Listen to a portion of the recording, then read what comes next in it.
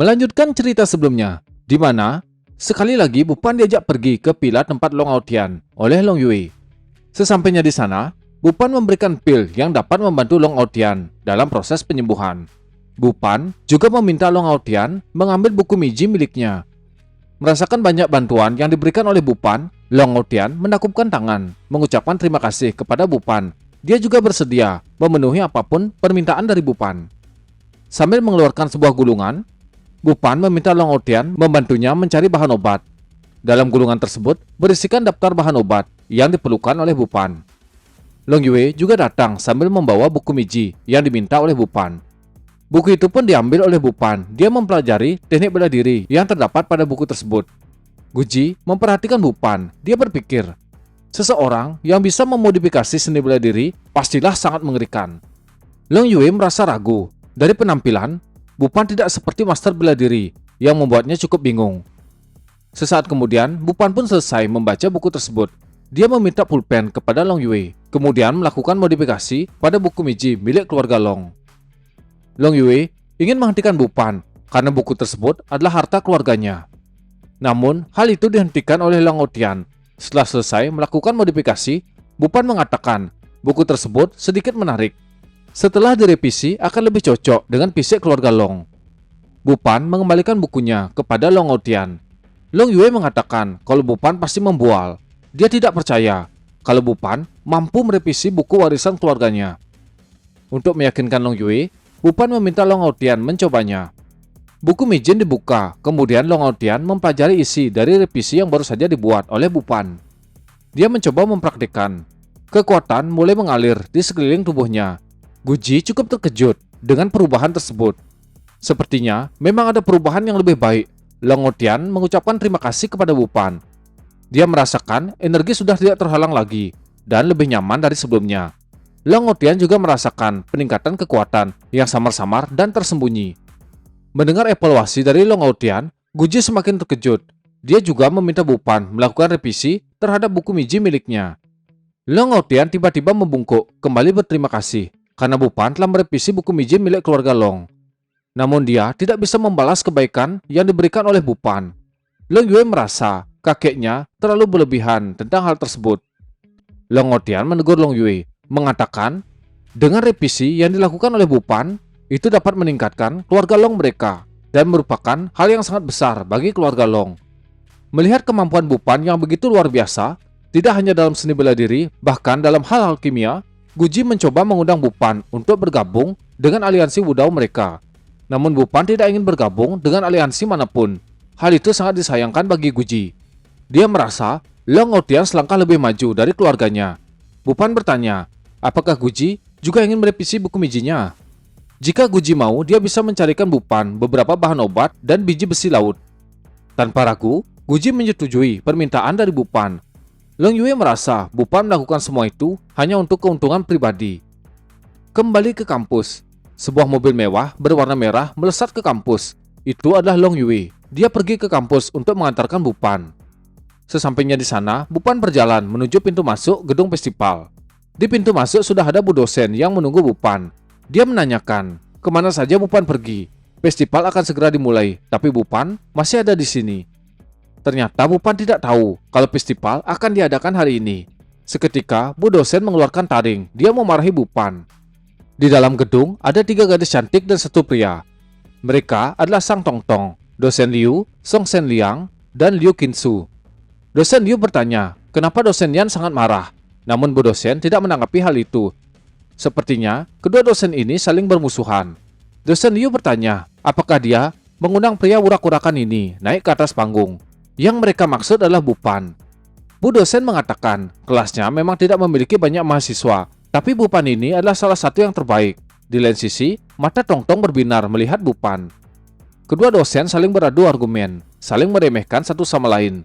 Hingga akhirnya, mereka saling bertaruh, mempertaruhkan mahasiswa siapa yang lebih baik. Setelah bertaruh, dosen Liu pergi bersama mahasiswa. Dosen Yan langsung menghela napas. Dia merasa tidak memiliki harapan dengan mempertaruhkan Bupan. Bu dosen juga menyuruh Bupan masuk dan mempersiapkan diri untuk kompetisi. Mendengar pertaruhan sebelumnya, Bupan tidak ingin mengecewakan Bu dosen Yan. Ketika masuk ke ruangan ganti, Tong Tong telah menunggu Bupan. Dia tidak berani menyapa Bupan ketika ada Bu dosen Yan. Melihat Tong Tong yang begitu cantik, Bupan memberikan pujian yang membuat Tong Tong begitu senang. Tiba-tiba Shen Liang muncul. Melihat kedatangannya, Tong Tong memperkenalkan Shen Liang kepada Bupan. Shen Liang pun mengajak Bupan bersalaman.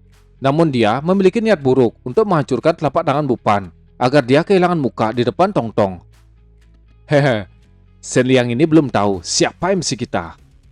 Hal yang dia bayangkan tidak terjadi. Tangan Shen Liang malah ditekan dengan erat oleh Bupan.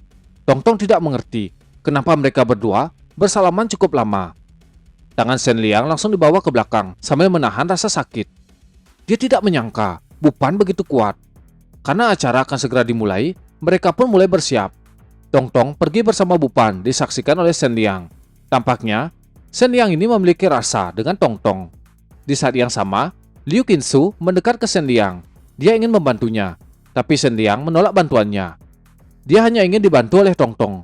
Dengan kejadian tersebut, membuat Liu Qinsu menjadi jengkel kepada Tong Tong. Dia mengirim pesan dan membuat rencana untuk menjatuhkan Tong Tong.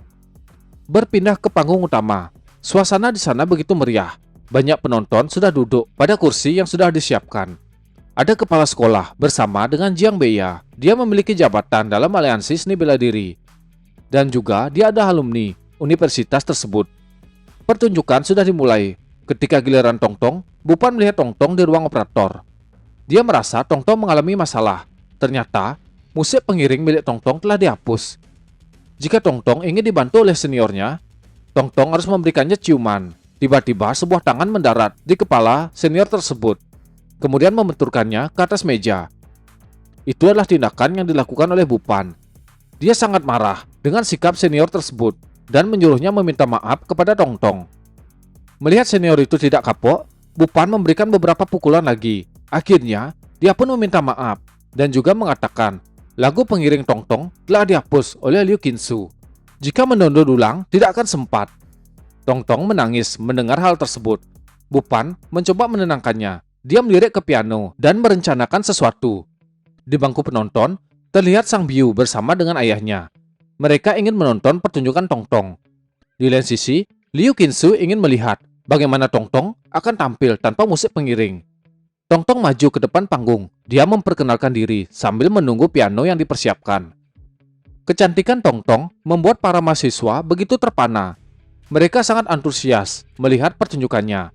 Tong Tong memperkenalkan orang yang akan menjadi pengiring lagunya. Orang tersebut adalah Bupan, yang membuat Liu Qinsu terkejut. Para murid juga tidak menyangka. Mereka tidak pernah tahu kalau Bupan bisa bermain musik. Bupan pun duduk di depan piano. Bu dosen Yan meragukan apakah Bupan bisa bermain piano. Karena yang dilaporkan oleh Bupan, dia akan membaca puisi. Kelompok Sang Biu juga tidak mengerti kenapa Bupan bisa berpasangan dengan Tong Tong. Mereka juga meremehkan kemampuan Bupan. Sang Biu merasa kalau Bupan ini hanya ingin terlihat keren di depan sepupunya, yaitu Tong Tong. Seseorang menghampiri Wang Xiping yang berada di bangku penonton. Dia mengatakan kakaknya telah kembali. Karena hal itu, Wang Xiping akan keluar untuk menemuinya. Kembali ke panggung, Shen Liang bertanya ke Liu Qinsu kenapa Bupan bisa berpasangan dengan Tong Tong. Liu Qinsu mengatakan kemungkinan ada masalah dengan musik Tong Tong dan dia meminta bantuan kepada Bupan. Tapi Liu Qinsu yakin Bupan ini hanyalah pecundang yang tidak bisa bermain piano. Pertunjukan pun dimulai. Tong Tong mulai bernyanyi, diiringi dengan musik piano dari Bupan. Kombinasi dan perpaduan di antara mereka berdua begitu mengesankan. Orang-orang yang mendengar merasakan ketenangan dalam diri mereka. Pikiran mereka seperti dihipnotis. Semua orang yang ada di sana langsung berteriak, memberikan pujian kepada Tong Tong dan Bupan. Bu dosen juga tidak menyangka permainan piano Bupan begitu menakjubkan. Sang Biu dan Cheng King Ai juga tidak menyangka Bupan begitu mahir bermain piano. Kembali ke atas panggung. Setelah memberikan ucapan penutup, Bupan dan Tong Tong memberi hormat kepada para penonton. Mereka kembali ke ruang operator dan meminta senior tersebut menjalankan tugasnya. Tiba-tiba, sesuatu muncul di layar. Ternyata itu adalah percakapan antar senior sebelumnya dengan Liu Qinsu. Kejahatan yang dilakukan oleh Liu Qinsu diketahui oleh semua orang. Dan Bupan ini adalah penyelamat bagi Tong Tong. Liu Qinsu yang juga melihat hal tersebut, dia tidak percaya kenapa semua ini bisa terjadi. Beberapa orang mendatanginya. Perbuatan yang dia lakukan hampir merusak acara tersebut, sehingga Liu Qinsu diberikan surat pengunduran diri. Sepertinya, ketiga orang yang baru saja datang adalah para dosen dan petinggi dari universitas tersebut. Mereka juga akan melaporkan dan mengarsipkan surat tersebut, sehingga di masa depan, Liu Qinsu tidak bisa menjadi pegawai negeri, staf persatuan bela diri, dan yang lainnya. Mereka bertiga hanya bisa mempertimbangkan keputusan tersebut jika Liu Qinsu mendapat surat permintaan maaf dari korban. Yang mereka maksud adalah Tongtong. Air mata keluar dari wajah Liu Qinsu. Dia tidak ingin mendapatkan catatan buruk. Karena hal itu, dia berusaha meminta maaf kepada Tongtong. Berpindah ke tempat lain. Di sana ada Bupan yang bersama dengan Tongtong. Bupan mengatakan, Liu Qinsu pasti akan mencarinya. Namun Tongtong tidak perlu menemuinya. Tongtong pun mengikuti saran dari Bupan. Chen Qing'ai yang melihat Bupan begitu bersinar, dia merasa menyesal karena telah berpisah dengannya. Bu dosen menghampiri Bupan. Wajahnya begitu bahagia. Menurut juri, penampilan Bupan begitu luar biasa, sehingga dia mencapai peringkat pertama. Bupan bertanya, apakah Bu dosen akan memberikannya hadiah? Bu dosen berpikir sejenak, kemudian mengatakan, setelah festival ini selesai, akan ada acara makan malam perayaan. Setiap dosen mendapatkan 2 tempat, dan dia akan memberikan 1 tempat kepada Bupan. Ternyata Bupan tidak tahu hal tersebut. Dikatakan, dalam acara tersebut, alumni yang terkenal akan datang. Mereka semua adalah pebisnis. Bertemu dengan orang seperti mereka dapat memberikan keuntungan bagi para siswa. Bupan merasa acara tersebut tidak terlalu penting. Sesaat, para wartawan mulai mendatangi Bupan. Mereka ingin mendengar komentar dari Bupan sebagai sang juara. Bupan memberikan beberapa patah kata dengan lancar. Tiba-tiba Liu Qinsu mendatangi Tongtong. Dia meminta maaf atas perbuatan yang telah dia lakukan. Tongtong tidak ingin memperpanjang masalah tersebut. Dia juga yakin kalau Liu Qinsu sudah menerima hukuman. Bupan maju ke depan Tongtong sambil mengatakan, apakah Liu Qinsu ini yang menjebak Tongtong? Dia juga berteriak, menyuruh para wartawan memberikan wawancara kepada Liu Qinsu. Kerumunan mulai berpindah, semua orang mulai berkerumun ke Liu Qinsu. Banyak pertanyaan tentang perbuatannya yang membuat Liu Qinsu sangat malu. Dia menangis sambil pergi. Orang-orang berpikir, apa yang terjadi dengannya adalah hal yang pantas dia dapat. Sesaat, dosen Liu mendatangi Tongtong. Dia bertanya, sebagai murid di kelasnya, bagaimana dia bisa tampil dengan murid kelas lain? Tongtong mencoba menjelaskan apa yang sebenarnya terjadi, namun dosen Liu tidak peduli. Dia dipenuhi dengan amarah. Dosen Liu menyuruh Tongtong keluar dari kelasnya. Di saat yang sama, dosen Yang muncul membela Tongtong. Dia berkata ke dosen Liu, menurut taruhan yang mereka buat, jika dosen Liu kalah, dia tidak boleh muncul di depannya. Perdebatan di antara mereka berdua kembali terjadi, hingga akhirnya dosen Liu tidak bisa berkata-kata. Dia pun pergi, dipenuhi dengan kekesalan.